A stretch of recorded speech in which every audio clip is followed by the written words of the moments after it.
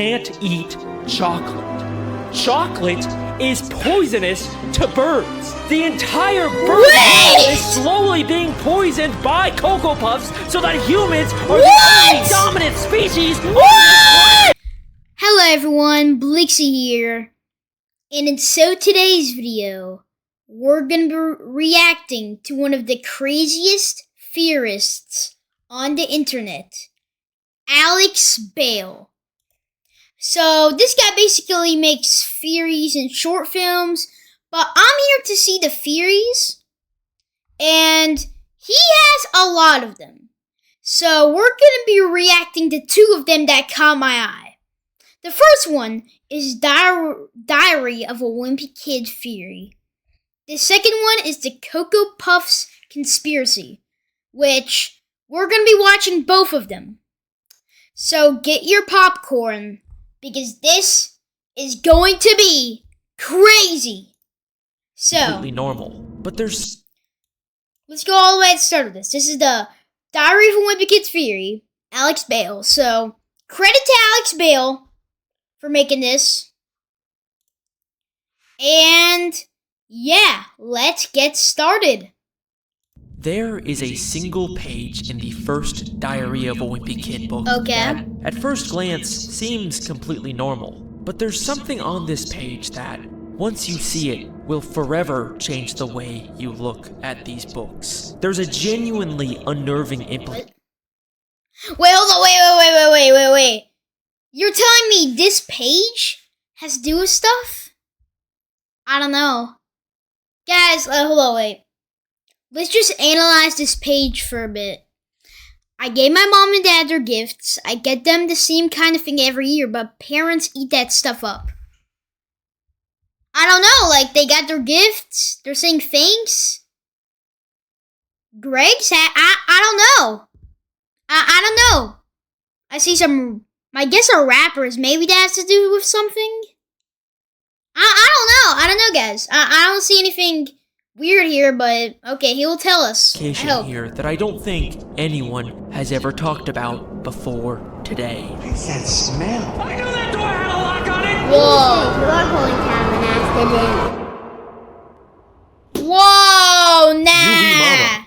Hi there. Diary of a Wimpy Kid is a classic children's book series about a narcissistic kid named Greg Heffley who believes one day he'll be famous. The only reason. Okay, just trying to verify. If you guys don't know what Diary of a Wimpy Kid is, it's basically this book series about this kid who writes in these journals.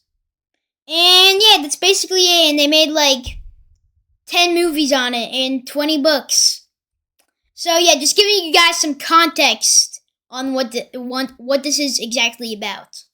I agreed to write in this thing is because when I'm rich and famous, I'll have better things to do than answer people's stupid questions all day long. But until then, he's stuck in middle school dealing with his crazy family and the weird kids at school. Wanna see my secret freckle? This theory is not going to be about Fregley, by the way. I don't think I'm capable of figuring out what's going on with him. They've gone on to make 20 books, 4 Rowley spin-offs, and 7 movie adaptations, and there are no signs of them. They made a... Wait, I thought there were only 3 Rowley books. Wait, no, I've, like, read, I think, every single book. Not all the movies, though. I've not watched any of the movies. But they made a second horror stories? Rowley, they made a Rowley, they made a second one? I actually did not know that. I did not know that at all, actually, but yeah. Ever slowing down. And the weird thing about this is that not only do these books get a lot more cartoony and unrealistic as they go along, but by book 20, Greg is still in middle school. He never ages. And look, I know this is a thing that happens in a lot of different media about kids in school, but the thing that's interesting about Diary of a Wimpy Kid is that the books themselves are constantly acknowledging it. But for now, I'm stuck in middle school with a bunch of morons. To be honest with you, I feel like I've been stuck in middle school for... Wait. Okay. He may be onto something, guys. Whoa! Wait! crazy theories like this. That's the main reason I'm reacting to these things. So, oh, okay. He's onto something, guys. Forever. I looked in the mirror, but everything looked exactly the same as it always does. We got kids like me who haven't hit their growth spurt yet, mixed in with gorillas who have to shave twice a day. From the start, these diaries have been drawing attention to the fact that Greg doesn't age, which makes me feel like there might be some kind of in-universe explanation for it. And look, I promise this is not gonna be another edgy, oh, Greg is actually dead theory. No, I think there's actually a much simpler explanation. These books are not the objective truth. They are diaries written by an egotistical sociopath who is constantly lying to make himself look better. Greg is the definition of an unreliable narrator. So, for all we know, Greg is aging normally, but for whatever reason, he's just choosing to lie about it in his diaries. That's the most logical in-universe explanation. Or, that's at least what I thought until I found a very strange detail on page 122 of the first Diary of a Wimpy Kid book. A page that forever changed the way that I look at these diaries. On this page, Greg talks about giving his parents the same gifts for Christmas every year. I gave mom and dad their gifts. I get them the same kind of thing every year, but parents eat that stuff up. And then we see a drawing of Greg giving his parents their gifts. Do you see anything wrong with this? Look very closely. No, you already showed us this at the start. I don't know. His parents eat that stuff up. But in the drawing, his parents are clearly unhappy with their gifts. The drawing contradicts Greg's opinion, which means Greg couldn't have written this page. Wait a second. Is Greg not the author of his diary? What? Oh! Okay, so obviously I know that Jeff Kinney is the real author of these books, and all of this is just fictional. But I'm saying, in the universe of Diary of a Wimpy Kid, what if... Okay, just for the record, this is not about the real author, Jeff Kinney. He did write these books, but we're talking about... He's talking about the in the universe, so just giving you guys a head on. Someone else is writing these diaries pretending give you guys an to understanding be of Greg. what we're actually Have you ever doing. noticed how the diaries are constantly cutting to other perspectives when Greg isn't around? We've kind of just had to assume that Greg either heard about these things after the fact, or maybe he was just exaggerating, but sometimes they really feel like they're telling us things that Greg wouldn't know. Mom likes to rent these romantic comedies, and she makes Dad watch them with her, but I know Dad is just waiting for the first chance to break away and go back down to the basement. How does Greg know? I don't know. I mean, who else but Frank would know what he was secretly thinking about in this moment? This doesn't feel like something he would tell his son about later. In fact, these... Okay, so that is kind of weird. I will give you that. Alex Bale, you may be onto something. That is kind of weird. If you really think about it, that is kind of weird. I don't know.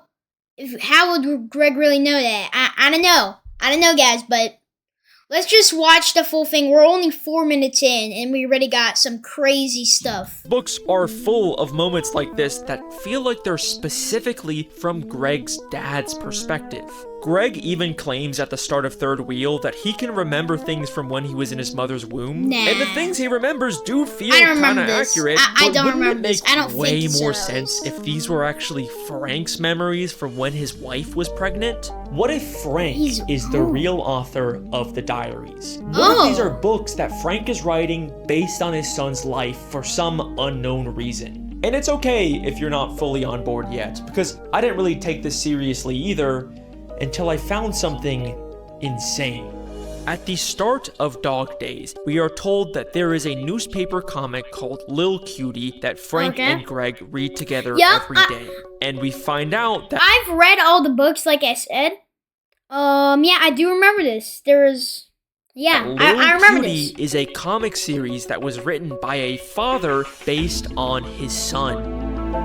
Look at these two drawings on the same page. You can't tell me they aren't trying to frame Frank and Greg in the exact same way as the Lil Cutie author and his son. And that's not even the craziest part, because on the very next page it says, It's like young I Greg. guess now that the real little cutie is all grown up, his dad's having trouble coming up with new material.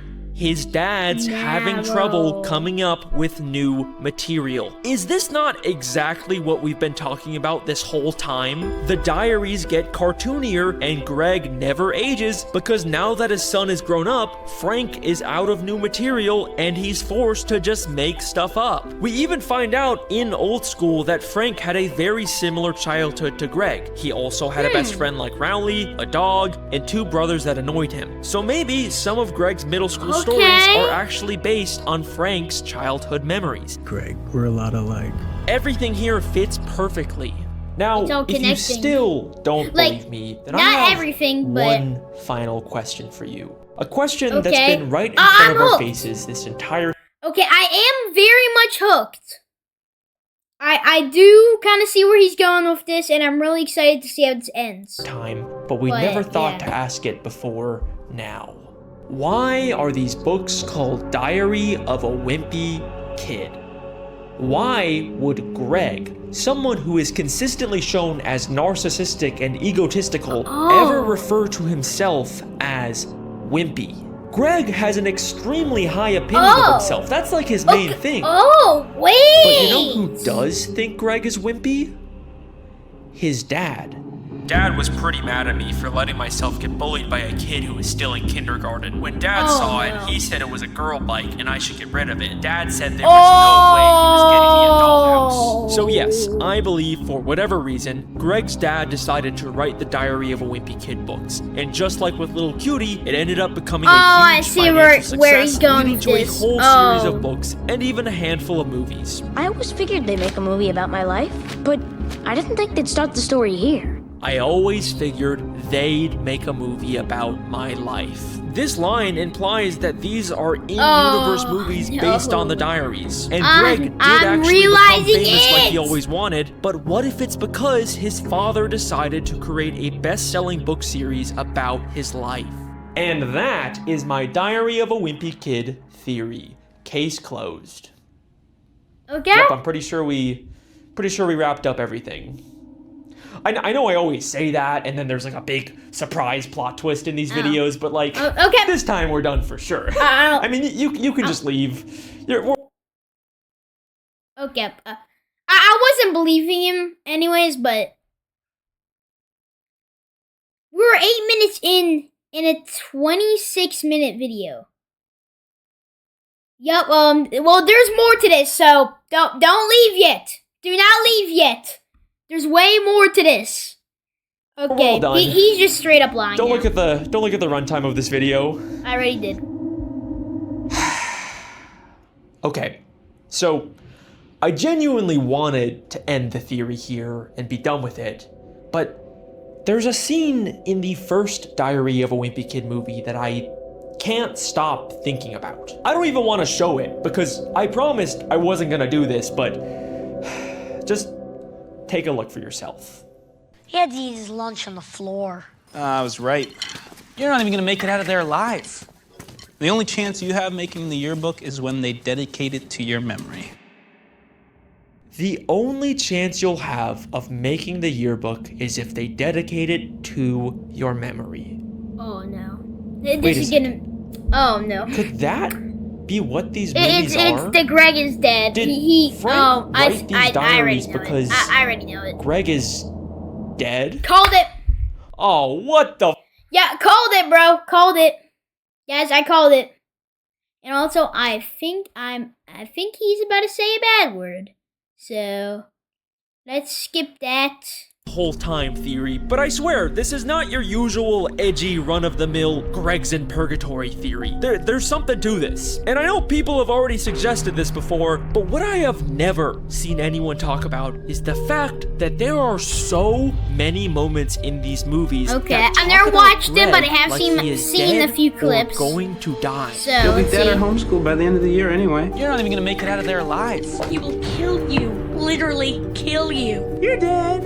Move over. I'm dying. He'll kill me. You're killing me. You know that? You guys are dead. He'll kill me if she knows we're here. With her dog You're so freaking dead. I'll die. You can't call if you're dead. You can kill me. She's gonna kill both of us. We're dead. Mom would kill us. You are so dead. Greg, you are so dead! Goodbye, Gregory. You will always be remembered. When they dedicate it to your memory.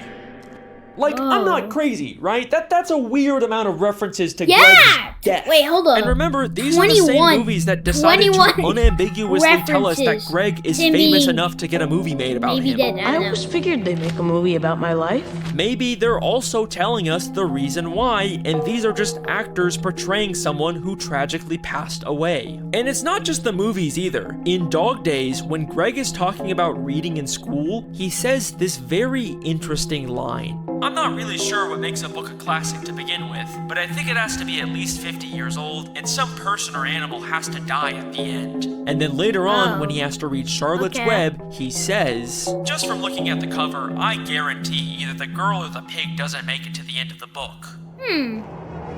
I don't really see how that ties into it, but okay, I don't know. Look, I know I might be going off the rails here, but wouldn't it be so...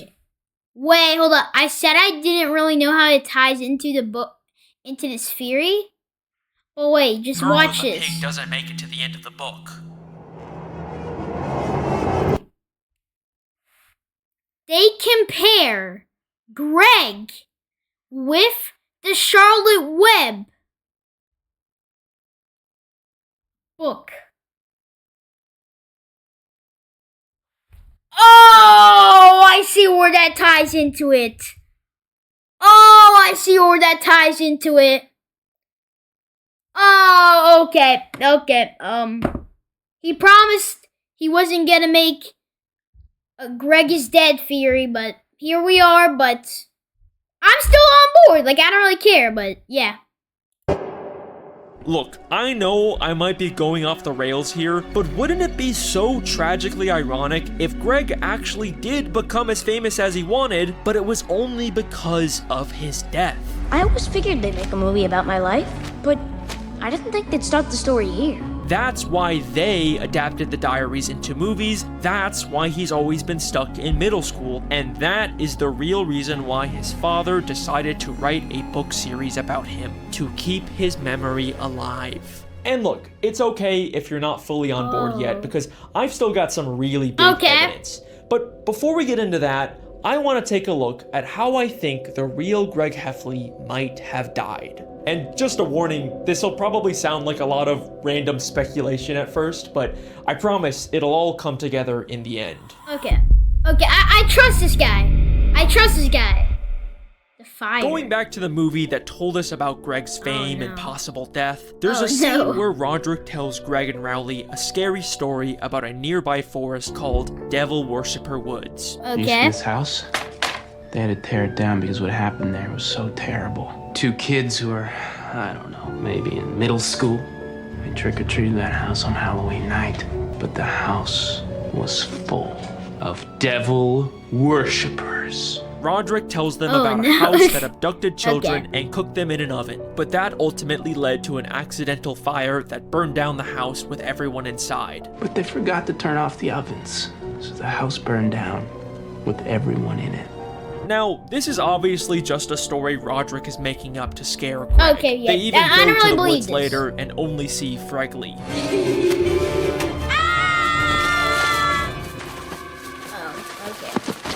It's just Fregley. But what if there's a nugget of truth to this story? Because later, in Roderick Rules, we briefly see a newspaper that seems to be talking about some kind of fire. Charges and fire. And in the books, there are several references to Wait, house fires, wait. including... Let me read the side of this, actually. Okay. To the fire, about a half-mile past the end of Summer Street. Around 6 a.m. to extinguish hot spots, the department will monitor the Orca for another 24 hours. He said the cause of the fire is still being investigated according to... I think that's a G, so I think that might say government, but I don't know. But okay. That's not really too much evidence, but okay. And in the books, there are several references to house fires, including an instance where Greg actually accidentally causes one in their home.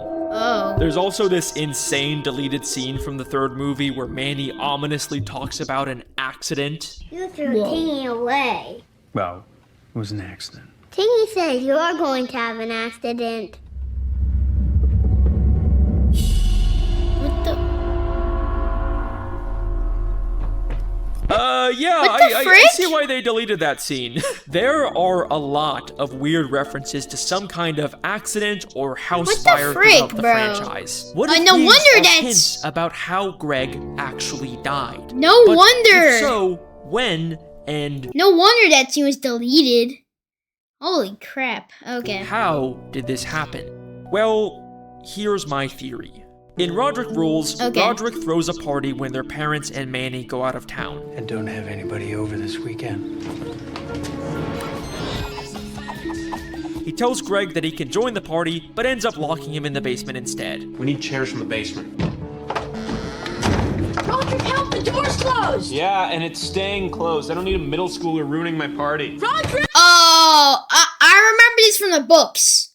And not the movie. Because I've never actually watched the movies. But I remember this from the books. Yes, this did happen in the books. I do remember. Now, in the movie, Okay. Greg is able to escape and join the party, but in the books, Greg is trapped there all night, and he says that it was so cold that he practically froze to death. But the next day, he gets out and they quickly clean up before their parents come home. They even have to replace one of their doors, but they do finish in yeah. time. See? Told you. Okay. But look at what the That's diary funny, I says guess. about their parents' reactions when they first get home. Mom and Dad's car rolled into the driveway right when we were tightening the last screw. You could tell they were pretty relieved the house hadn't burned down when they Whoa. were away. Interesting. Okay, Another whoa, very whoa. specific reference to an accidental house fire. Again, that's That's weird, actually really but weird. Obviously, there was no actual fire here. I mean, in every version of the story, there's a crazy party, and Greg gets trapped in the basement, but the house never burns down. But what if it did? Remember, this diary, no. and by extension the movies Oh, based on no. them, are unreliable narrators, possibly written by a grieving father who wants to keep the memory of his son alive. So, we don't know for sure what actually happened when Greg was locked in that basement all night. The basement that Wait. Frank has warned them to stay out of. The basement that Okay. Greg was practically freezing to death. And yeah, let me add something to this. Okay. Why would the dad, if he was a grieving father, why would the dad put his son's death in the book that's meant to honor his memory? I just don't think he would do that. So yeah, I think this is valid. I think he's onto something here. But we still don't know how he died because, I don't know. Death in with no source of warmth. Except, that's not entirely true. Because Okay. we also know that the basement is the house's furnace room. Oh. So what if Greg Wait. tried to get warmer Wait, by wait, messing wait. with the furnace, but instead But wait. But before I say anything, I just gonna say one thing. I see where this is going. And it's not good. But hold up. Okay. We gotta listen to this. Okay.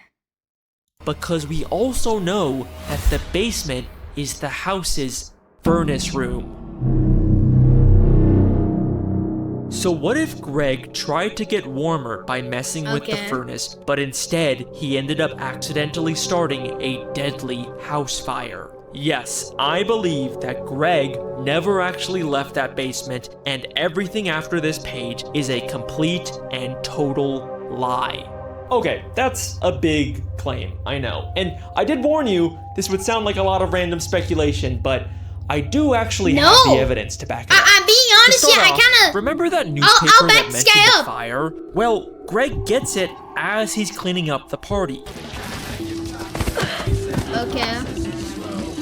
And it mentions the Okay. fire happening at 6 a.m. when Greg still would have been freezing in the basement. And also, look at what happens immediately after this page in the movie. You are in so much trouble. She's gonna kill both of us. Greg and Roderick are unambiguously depicted as dead. This theory also explains why a lot of the death references also include Roderick. She's gonna kill both of us. We're dead.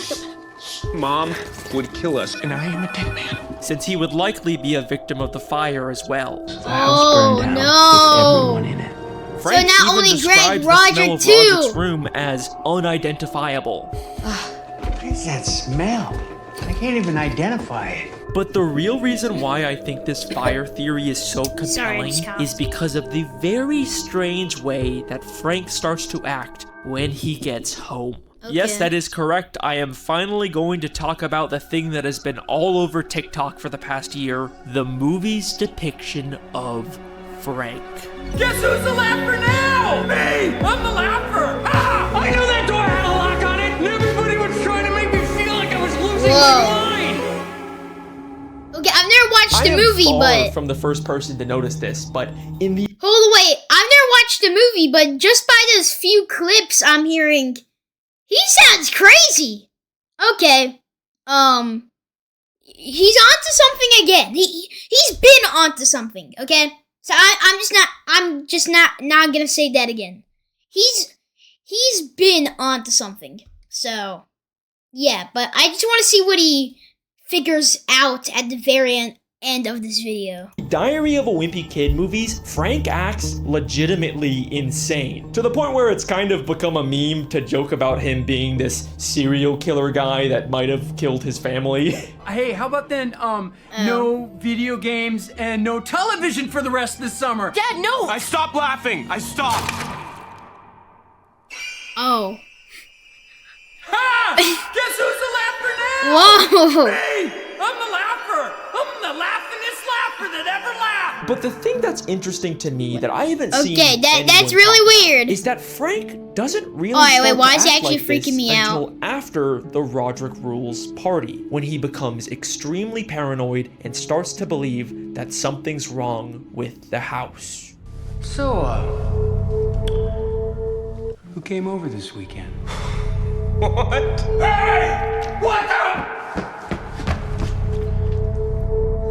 You guys got something you want to tell me? What was General Grant doing on the thermostat? He acts this way in the books too, but in the movies, he really acts like he's losing his sanity over the little inconsistencies in the house. I knew that door had a lock on it! And everybody was trying to make me feel like I was losing my mind! This roller skating kid is really good. Don't you think that is good? Whoa. What if what we're actually seeing is Frank having some kind of mental breakdown because he couldn't handle the reality of coming home to find his house had burned down with both of his children inside? What is that smell? I can't even identify it. I think that Frank would be incapable of accepting this horrible truth, so instead, he's staying in denial and imagining that the fire never actually happened and that his children are still alive. Deny, deny, deny. Got it.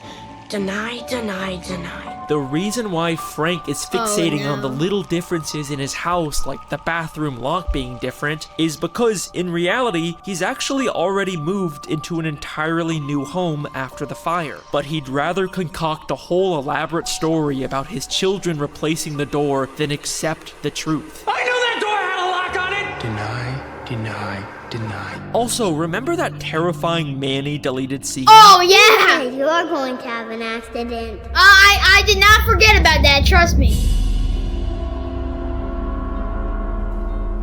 This scene makes no sense in the context of this movie, but with this theory, it just fits so perfectly. This is a moment of truth sneaking into Frank's delusions. His subconscious is telling him about the accident, but he is completely unable to accept it. The house burned down with everyone in it. Deny, deny, deny. And I think that that is the real reason why Frank decided to create a diary pretending to be his son, Greg, so that he could continue to remain in denial about his death forever. I told you it would all click together. It's possible Greg did actually have his own diary at some point, and now Frank is just continuing it. But either way, I think that the books that we are reading are a strange denial fantasy that Frank is writing to cope with his son's death. This also gives a whole new meaning to why Frank is so protective over the basement in these books. Yeah. The basement is where Frank works on his Civil War dioramas, and he's really strict about not wanting anyone to go down there. But maybe,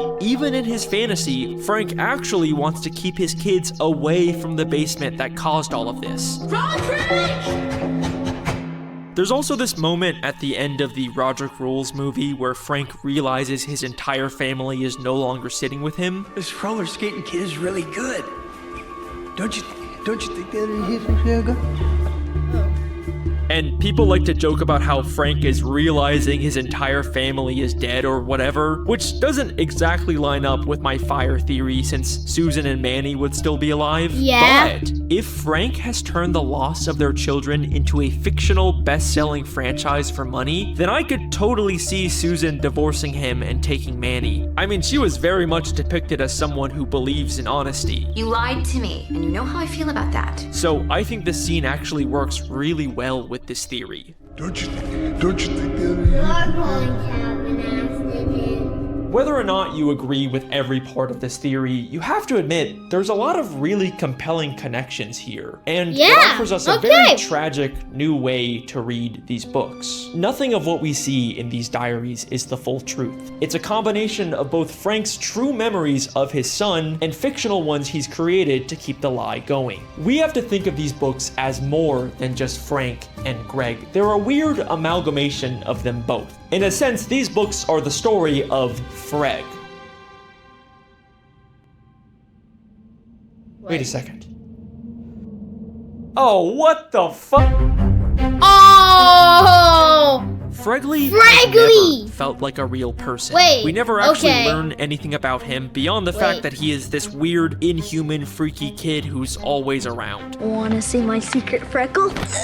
I'll sign it, Greg Heffley, if you let me look at your infection. What if that's because he was never actually real? He was always something made up for the diary. What if Fregley is actually a symbolic representation of both Frank and Greg? You have to admit that their canon full names, Franklin and Gregory, sound a whole lot like Fregley when combined, because he is a representation of the dark truth that Greg is actually dead and Frank is... Okay, I don't know about this part. I was hooked on everything before this. I'm not sure about this whole Fregley theory, but just let's let him continue and let's see what I think about it when it's over. Pretending to be him. It's why Fregley is depicted as this weird kind of disgusting kid, because deep down, Frank is disgusted with himself for what he is doing, and this disgust and shame manifests in the diaries as Fregley. It's why in both the books and the movies, Greg is mistaken for Fregley. Hi, Ollie. Oh, hi, Fregley. She thinks I'm Fregley? Why does Fregley have a secret language? Because Greg has a secret language. Why does Fregley want to show his secret freckle? Maybe because Greg also recently discovered a new freckle. And what does Fregley do in the town talent show? He's a ventriloquist speaking for his puppet. Say hello to the boys and girls, Freggers. Hello, boys and girls. Just like the way Frank speaks for Greg. And finally, remember the Devil Worshipper Wood story? Yeah. This was the story that first hinted about Greg's accidental house fire. Yes. What does Greg actually find when he goes there? Fregley. Fregley. Because Fregley represents the dark truth in Diary of a Wimpy Kid, and that is my theory. Thank you very much, Zooey Mama.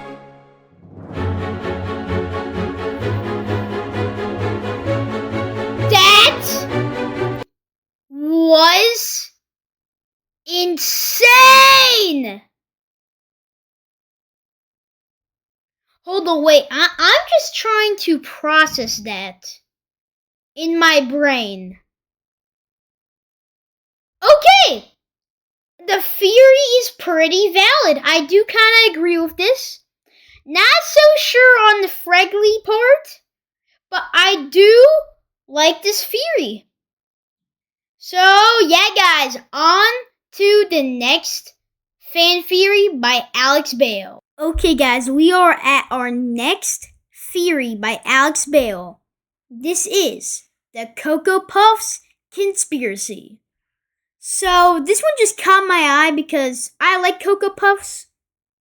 So, I'm just gonna watch this video and see what this theory is, because I've tried Cocoa Puffs. I don't eat them a lot, but I like them. I think they taste pretty good. So, this looked interesting to me. So, yeah. What are we waiting for? And let's get started. Some pause.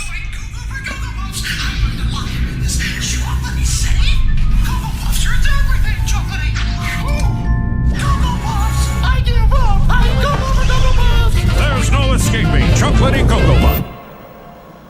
I've always thought there was something strange about Cocoa Puff commercials. Okay. Most kids' cereal commercials are pretty straightforward. There's a fun, wacky mascot character who wants a certain type of cereal and has to overcome some kind of obstacle to get it. Hand over those delicious Lucky Charms! Silly rabbit, tricks are for kids! It's pretty basic stuff.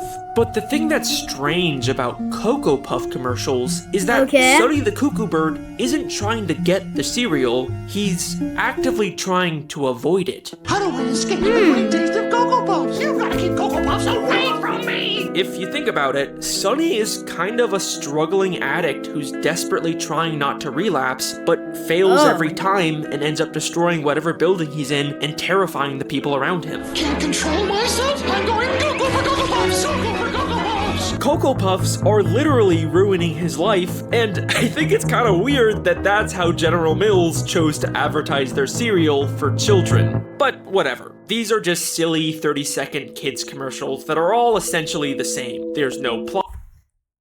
Okay, fun fact, I've actually never seen a Cocoa Puffs ad.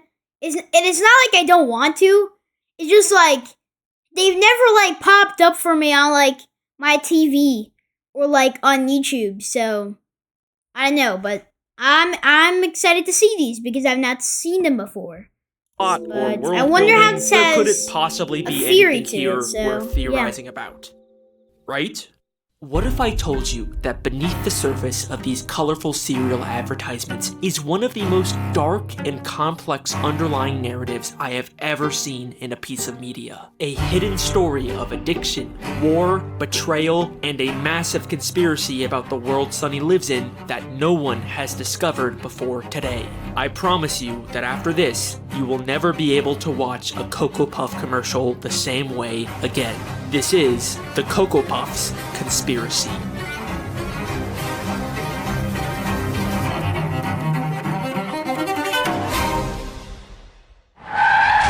Oh no, I've been in a car accident. I should call my lawyer. I'm John Morgan of Morgan & Morgan. Hi, John Morgan of Morgan & Morgan. It's Alex Bale of YouTube. What is this? Can I have money, please? Morgan of Morgan & Morgan. Morgan. This is an ad. Okay. This video is not sponsored, but okay. Well, his video is sponsored, but not this one, so.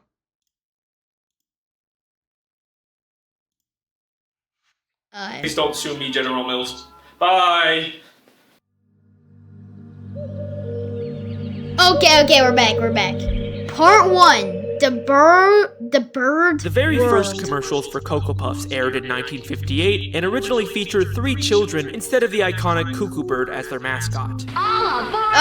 Cocoa Puffs train. Ding, ding. It wasn't until 1962 that Sonny made his first appearance as the bird who goes cuckoo whenever he sees Cocoa Puffs. Watch out because I'm Cocoa Puff, Cocoa Puff, Cocoa Puff. This format was very successful, and Sunny has been the mascot for the brand ever since. Since then, he's gone through many redesigns, but the basic premise has always stayed the same. Sometimes he's joined by children, sometimes he's with his grandpa, but he always ends up going cuckoo for Cocoa Puffs, despite his best efforts to avoid them. Up here, I won't go cuckoo for my favorite cereal. I'm cuckoo for Cocoa Puffs! It wasn't until 2004 that Sunny got his most iconic redesign that he's still known for today. And this is the design I know. That I'm going to be focusing on for this theory. The more modern Cocoa Puff commercials introduce us to the world that Sunny lives in, a society inhabited by intelligent talking birds. No chocolatey vanilla Cocoa Puffs combos, part of this good breakfast. And it's surprisingly complex for just being the backdrop of kids' cereal commercials. They have their own bird cities, bird airports, bird legal systems. They even have a bird military. Extra chocolatey puffs? Who authorized more chocolatey? Why do the Cocoa Puff commercial birds need a military? Like, who are they fighting? Are there bird wars? And the entire bird world seems to run on Cocoa Puffs. All the grocery stores sell are Cocoa Puffs. If you go to the opera, they're singing about Cocoa Puffs. The story of this box right here.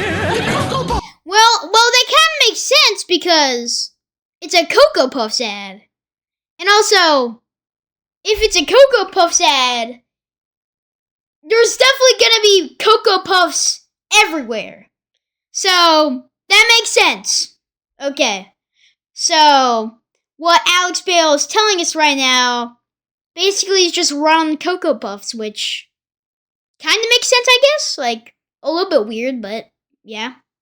Even the media seems to be run by Cocoa Puffs. Extra, new chocolatey vanilla Cocoa Puffs combo cereal. So, obviously, this is a very difficult place for someone trying to beat a Cocoa Puff addiction. No matter what Sunny does or where he goes, he cannot avoid Cocoa Puffs. He tries to ask people for help, but all they want to do is talk about how great Cocoa Puffs are. How do I escape the great taste of Cocoa Puffs? Why would you want to escape it? Cocoa Puffs are munchy. Crunchy. Stop it. Chocolatey. The only person willing to help him is Gramps, his trusted grandpa, who's been with him since 1962. Okay. I'm gonna hide Cocoa Puffs in this room. Gramps? I'm not hiding Cocoa Puffs. Cocoa Puffs? Don't go cuckoo on me, boy. But even with his help, it's not enough. He tries to go to the store, or the opera, or in a plane, or a deserted island, but wherever he goes, Cocoa Puffs is already there. Cocoa Puffs! Sunny even tries to file a restraining order against Cocoa Puffs, but it doesn't work because apparently they're too delicious. I find you guilty of being delicious. Sunny is a very tragic character because of just how much Cocoa Puffs are an inescapable, fundamental part of this world.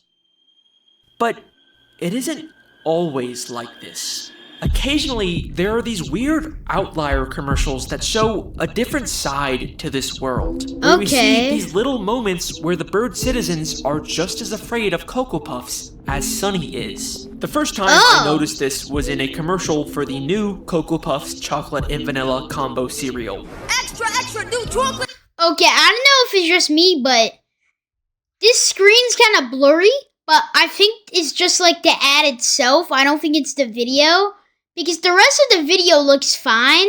I just think it's the video itself, but I just noticed that. Vanilla Cocoa Puffs combo cereal. It opens with a newspaper boy announcing the new cereal, but for the first time, people seem kind of disinterested in Cocoa Puffs and just walk past him. And then the commercial takes a very sudden turn. When chocolatey and vanilla combine, there's no escape. Two massive Cocoa Puffs in the sky crash into each other and begin raining down Cocoa Puffs all over the city. The people start screaming and running for their lives as the entire city is consumed by chocolate and vanilla.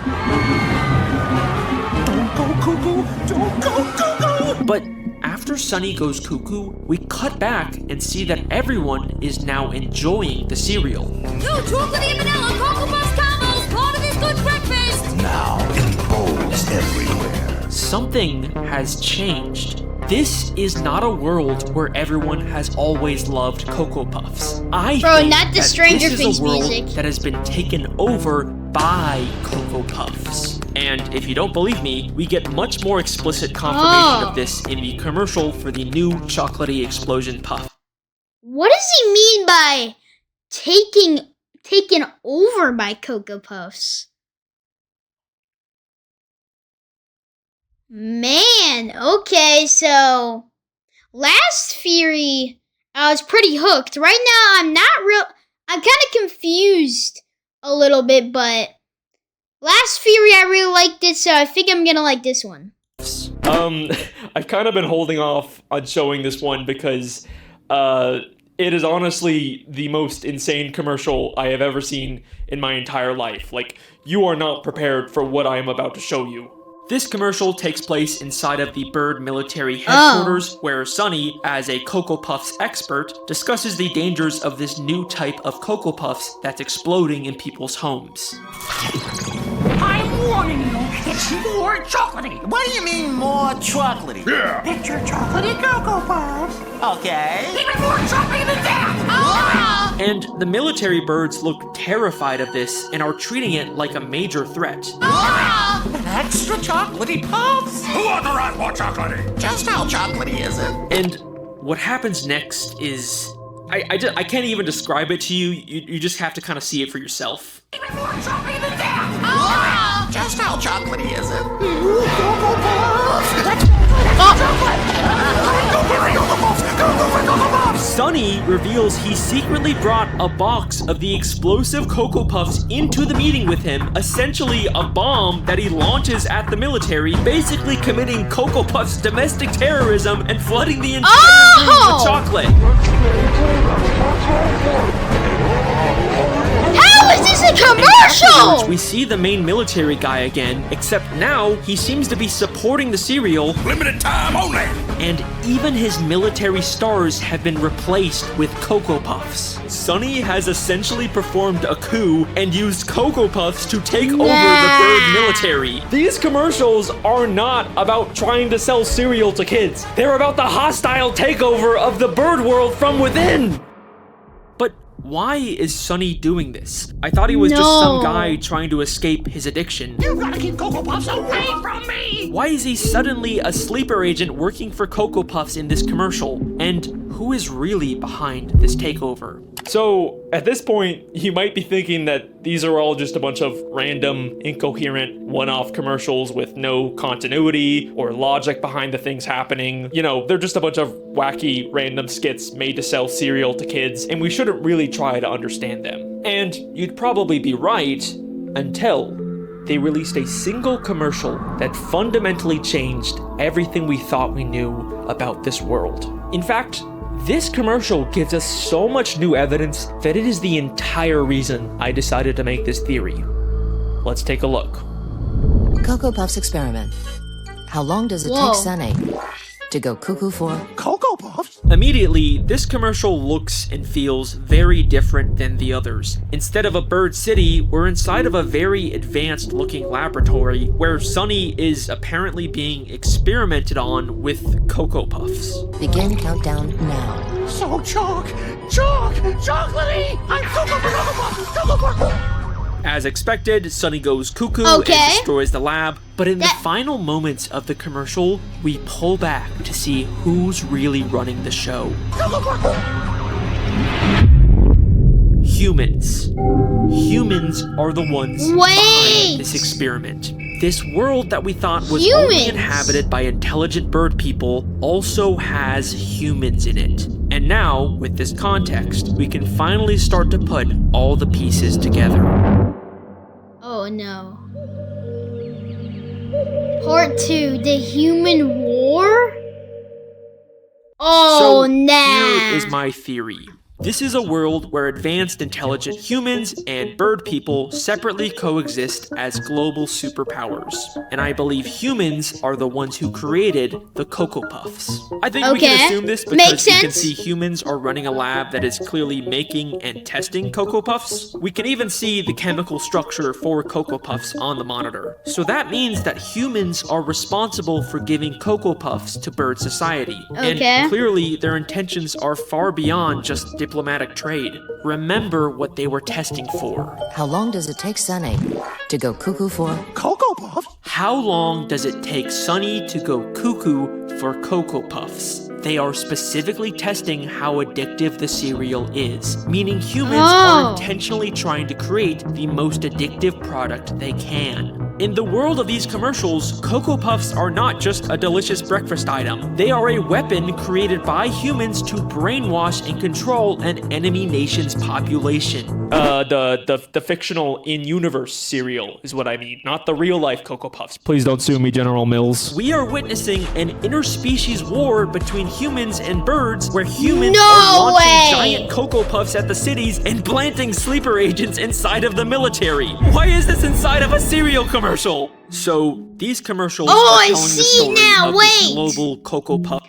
So basically the giant Cocoa Puff asteroids were Cocoa Puff nuclear bombs! Oh no, now I know why the second part of this video is called the Human War. Okay. War, but I think they're telling it out of order, and this lab commercial is at the start of the timeline, showing us the creation of that does make sense. The humans used Sunny as a guinea pig to create an extremely addictive cereal, and they even made him the mascot on the box to help sell it to other birds. But why would Sunny go along with this? Well, he doesn't exactly have a choice. Like everyone else, he's just a victim being controlled by the addictive, brainwashing properties of Cocoa Puffs. All they have to do to activate his programming is just say his 3 trigger words: munchy, crunchy, chocolatey, and he goes cuckoo for Cocoa Puffs. He is the human's perfect sleeper agent. And believe it or not, this has all actually been foreshadowed since the very first Cocoa Puff commercials. Remember how I said the original 1958 commercials only featured children instead of a bird? Well, that wasn't entirely true. All aboard for the Cocoa Puffs train! In the kid's home, we can see It's the Cocoa Bird! A bird. From the very start, Sunny has always been a prisoner to humans. It's Sunny! And even the 70s commercials show us that it was humans who first got Sunny addicted. Puff, puff, Cocoa Puff, chocolate tasting Cocoa Puff, munchy, crunchy, chocolatey. Cocoa Puffs, yahoo! And if you're still not convinced that this is an intentional hidden narrative inside of these commercials, then let me ask you this. Why did they choose to make the mascot of their cereal a cuckoo bird? Sure, it's partially because cuckoo sounds like cuckoo, but I think there's a deeper reason. What are cuckoo birds? They're brood parasites. Instead of raising their young, they secretly lay their eggs into the nest of other bird species, and once the baby cuckoo hatches, they proceed to kill the other birds and take over the nest from within. The cuckoo chick instinctively pushes out any other eggs in the nest. They are literally the sleeper agents of birds. This is exactly what's happening in these commercials. Humans secretly inserted Sunny into bird society, and he took it over from within, just like a cuckoo bird. And the humans didn't just randomly insert Sunny into any old nest. Take a look at the commercial where we see Sunny's grandpa's house. I keep Sunny from going cuckoo. I'm gonna hide Cocoa Puffs in this room. Gramps? They're in a hallway full of what I assume are family photos. And if you look closely, you can see a picture of the main military bird. The humans inserted Sunny into a family with a high-ranking military officer, which allowed Sunny to use that connection to get into the military headquarters and perform the coup. Oh no! And it worked. Everyone hit by Cocoa Puffs instantly loves them. They own the military, their entire economy and legal system runs on Cocoa Puffs. Humans have essentially colonized and taken over all of bird society. They won. So, now that the war is over, I guess the next question is, what happens to Sunny? Well, he's not a prisoner anymore. He's free to live a normal life in a world controlled by humans and eat all the Cocoa Puffs he wants. Except now, unlike all the birds around him, he desperately doesn't want Cocoa Puffs. You've got to keep Cocoa Puffs away from me! How do I escape the great taste of Cocoa Puffs? But why? Because more than anyone else, Sunny knows the truth about this world. He knows all the horrible things humans have done to bird society, the horrible things he has done to betray his country. So, of course, he would try and reject Cocoa Puffs. But the world he lives in literally runs on the cereal. No matter where he goes, he can't escape his addiction. Remember, he even tried to file a restraining order against Cocoa Puffs in a bird court of law, but the judge refused to... Wait a second. What? Why is the judge Sunny's grandpa? What?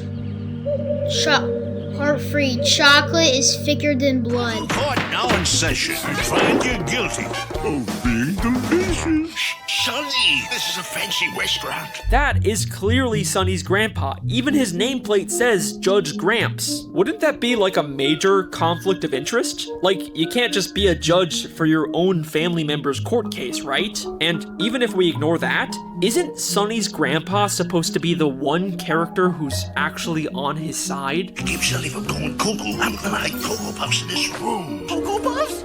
Don't go cuckoo on me, boy. Why does he rule against Sunny when he's the only one who's been trying to help him beat his addiction?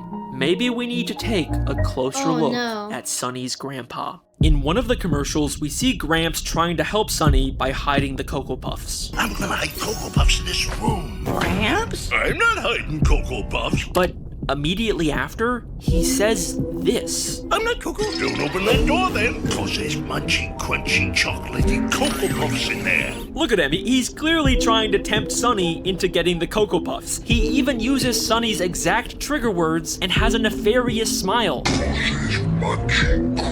No!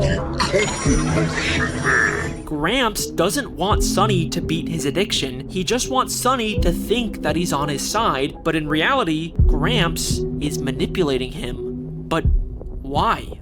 Because I think Sunny's grandpa is working for the humans. Sunny is the mascot for Cocoa Puffs, and if humans are going to continue to use Cocoa Puffs to control bird society, then they can't have the mascot on the box actively trying to avoid and discredit the cereal. You gotta keep Cocoa Puffs away from me! It turns everything chocolatey, and they make me go cuckoo. So, they use someone close and trusted to Sunny, like his grandpa, to manipulate him into never breaking free of his addiction. Well, they're munchy and crunchy. I'm Cocoa.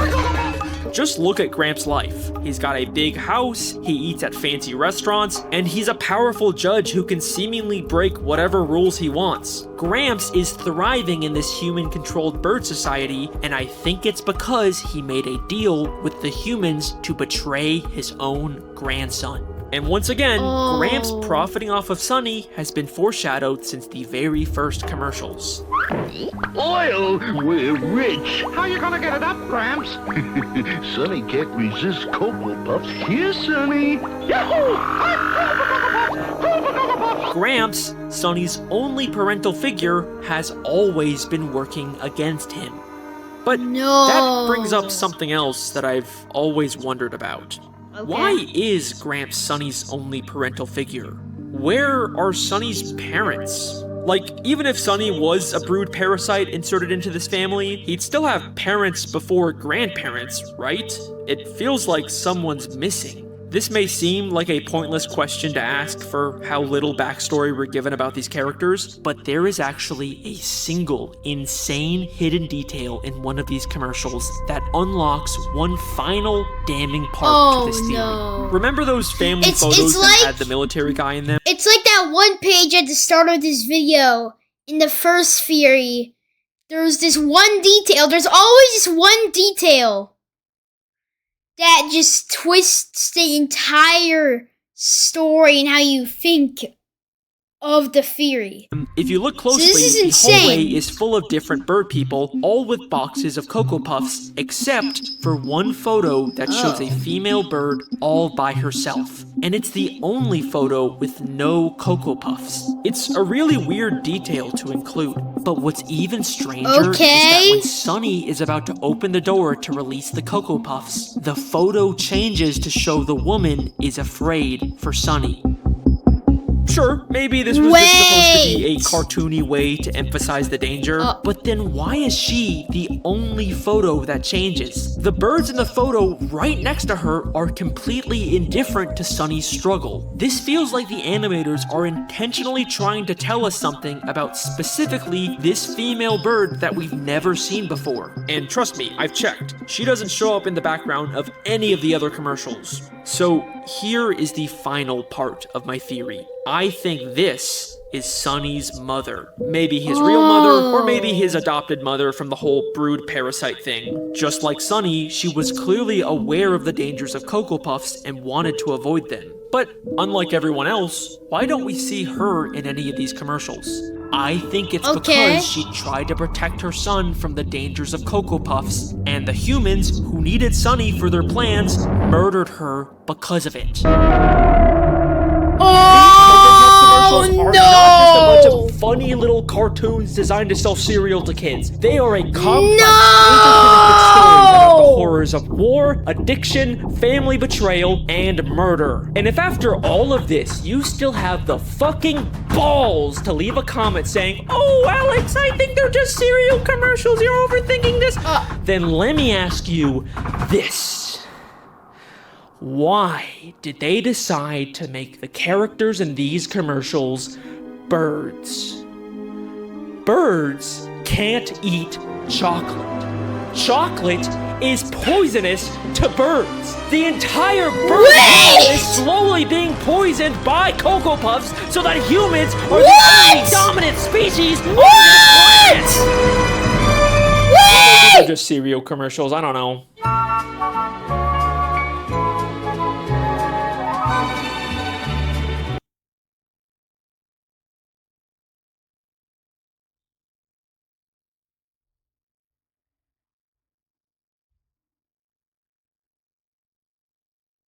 I have no words.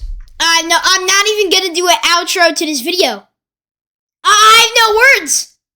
I have no words. Well, credit to Alex Bale. Clap it up for him. I loved both of these theories. I loved both of them. Thank you to Alex Bale for making these videos. These are insane. And yeah. But I do want to ask you guys one thing. Tell me in the comments if you guys want me to react to more of his theories. There are a lot more that I didn't react to. I only reacted to the 2 of them that caught my eye. But yeah, guys. I'm gonna end the video here. Don't forget to like and subscribe. And I'll see you soon. Blixie, out.